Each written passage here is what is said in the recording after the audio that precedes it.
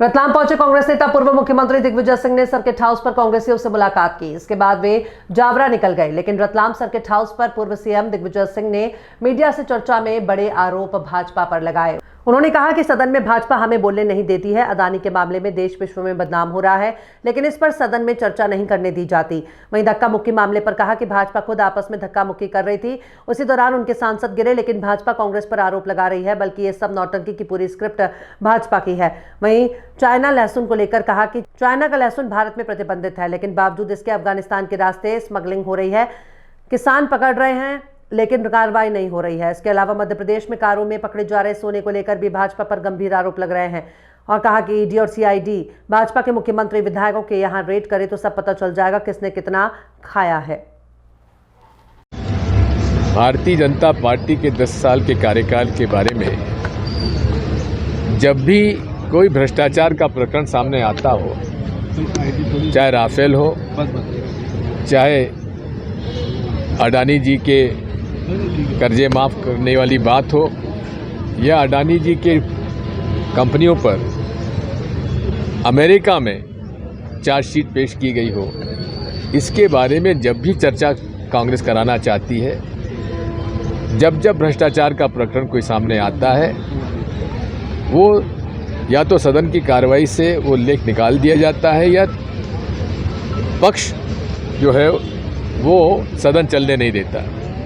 अब 40 साल से ज़्यादा मुझे विधानसभा, लोकसभा, राज्यसभा का अनुभव है। हमने विपक्ष को तो सदन को नहीं चलने के लिए प्रयास करते हुए देखा है, सदन में नारेबाजी करते देखा है, लेकिन पहली बार सरकार की तरफ से सदन के अंदर सांसद लोग नारेबाजी करके भ्रष्टाचार पे चर्चा न हो, उसको लेकर सदन की कार्रवाई नहीं चलने दे रहे हैं। और इस सदन में इस सत्र में भी ऐसा हुआ।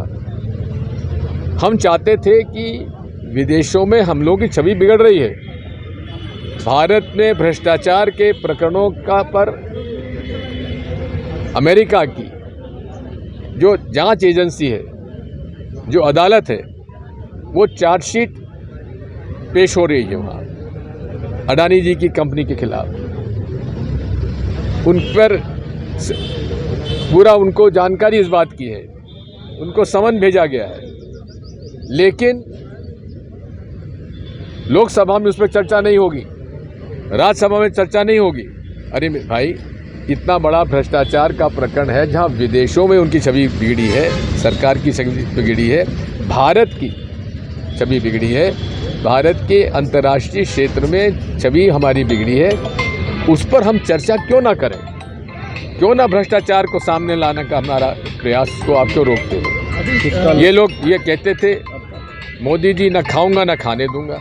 अब तो हालत ये है, खूब खाओ, खूब खिलाओ और हिस्सा बांट करके अपना काम चलाओ।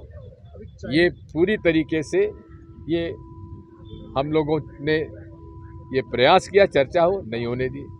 उसके बाद हम प्रदर्शन कर रहे थे और उसी समय अमित शाह जी ने जिस प्रकार का भाषण दिया और जिस प्रकार की अशोभनीय टिप्पणी हमारे बाबा साहब अम्बेडकर के ऊपर की, उस पर हमें घोर आपत्ति है।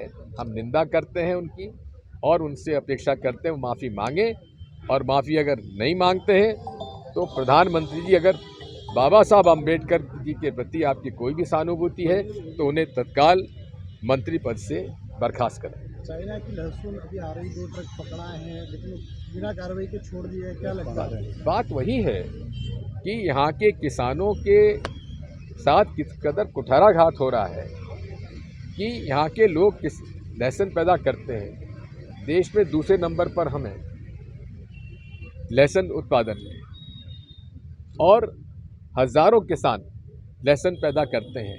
कम से कम 10 से 15 जिलों में लहसुन पैदा होता है और ये फसल आ रही है। इन्होंने 500-500 रुपये किलो का लहसुन का बीज बोया, और उसी समय जब लहसुन की फसल आ रही है, विदेशों से जबकि रोक है, चीन से और अफगानिस्तान से स्मगलिंग हो रही है और उस पर कोई कार्रवाई नहीं कर रही है पुलिस। पुलिस को तत्काल उस पर कार्रवाई करना चाहिए था, एफआईआर दर्ज करना चाहिए था, जो माल था उसमें सीज करना चाहिए था, जो ट्रक था उसको सीज करना चाहिए था और उनसे पता लगाना चाहिए था ये कहाँ कौन व्यापारी का है, कौन इसमें स्मगलिंग कर रहा है, इन सारी जानकारी लेना चाहिए था, लेकिन नहीं की। इसका मतलब ये है कि भारतीय जनता पार्टी के प्रभाव में